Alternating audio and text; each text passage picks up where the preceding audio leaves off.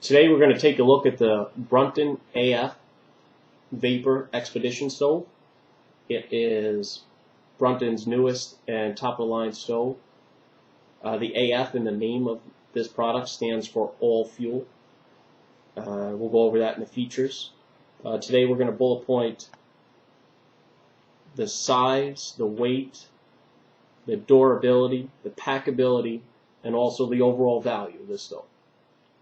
We just got this in today, so we'll go about opening it up together and see what it looks like.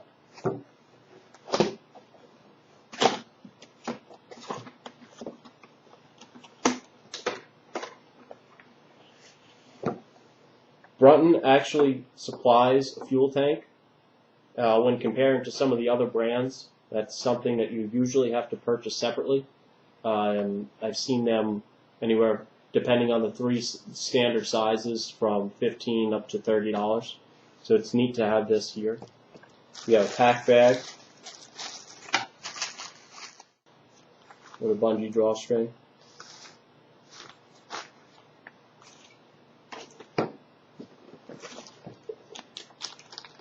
Have a bag of tools, which I'm not too sure about yet.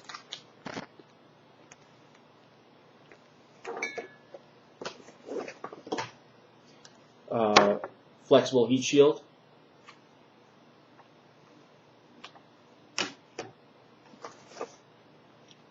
Fuel pump that'll enter into the fuel tank. And then the stove itself. Included in there are some directions. Now for some size aspect, let's see that the stove itself next to playing card is actually very compact.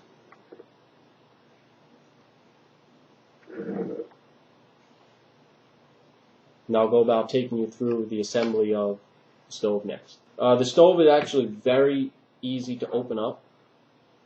The arms pivot at 2 hinge points, one on the top and the bottom. You see that first set and second. That only took seconds.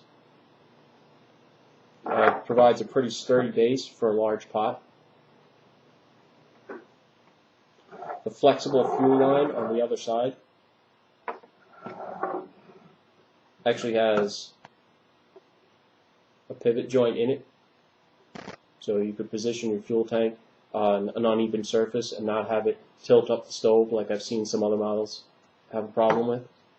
And in front here, you can see contrast, there is the dimmer or simmer control, which is also a terrific feature for this, that a lot of stoves, they're either totally on or have trouble simmering. This should be able to simmer as well as heat up a liter of water in 3.5 minutes. But we'll try that out another time. Over my Pinnacle Soloist 1 liter pot, just to kind of demonstrate how big these pot supports actually are. There's a good inch and change, maybe 1.5 inches left over on the spread of that pot support. So that would accommodate a pretty large pot if you were cooking for a couple people or just had a larger pot in your bag. The stove itself, packed, claims to ship at 1 pound 5 ounces and be 16 ounces by itself. I'd like to take the weight of the stove now just to see if they're close. Alright, so the stove itself weighs about 13 ounces. And we'll go about the individuals on these next. The accessories, the tank, the fuel pump, the heat shield, and the bag of tools combined weigh just under 11 ounces. 13 ounces, and 24 ounces total. The fuel pump has 2 hoses, one which is a return for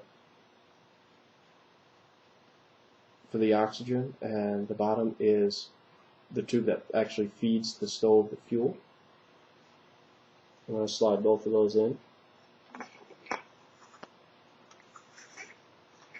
Has a pretty good O-ring seal at the top of that neck to create a good seal. Now this can is empty, so I'm not going to go about pumping it, but there has been some concern on different reviews I've read about the durability of this plastic pump. I'd have to, at this point, almost agree with them. It does feel a little flimsy because this knob turns, but even the way that this is sitting in the slide, it does have some play. I would probably suggest being pretty gentle with that. You see your brass connector there?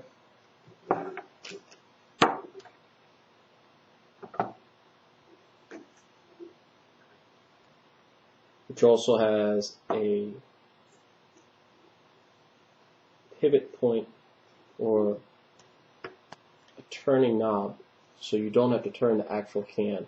You just turn the knob to attach it to the flexible fuel line. The bottle's been connected. That wasn't too bad. Starting it was a little tough, but after that was fine.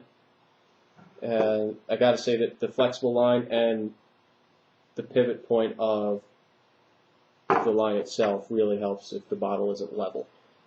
In this case, it obviously is connected to a liquid fuel.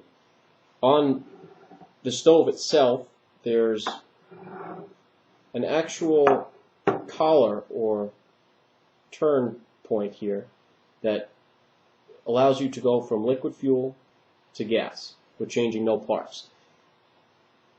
All you have to do is turn this portion about 1/2 inch, and it's changed itself from accommodating liquid fuel over to a butane canister. That's it. We'll go about testing out the different fuels at the next time. I'd actually like to try and pack this down and see what it looks like next in the actual bag. Breaking the stove down was a cinch. I folded the legs back into each other around that central pivot point. I'm going to wrap the flexible fuel line around the stove itself. And I found it pretty convenient to slide that handle in between the legs to hold the supply line. And this simmer control folds down to get out of the way also.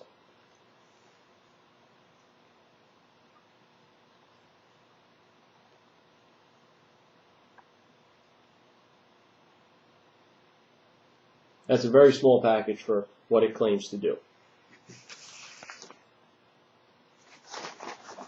Put it inside this little bag they've given us. Now, there's some extra room in this bag, and how you want to set up your heat shield in there as well. And if you're taking along your toolkit, there's some extra room in there, so the packing can be kind of up to your discretion to see how tight you can fit it in there. Inside there is a small pouch for your tools to fit in there pretty well. Or if you have a maintenance kit, which I'm going to open up in the next video, that could probably all fit in there just as well. Overall, I think Brunton has come up with a very compact stove that, if it comes close to its claims, has some serious potential. We'll take a look at its lit-up capabilities in the next video. Feel free to post any questions or comments, and I can try and come up with an answer for you guys. Take care.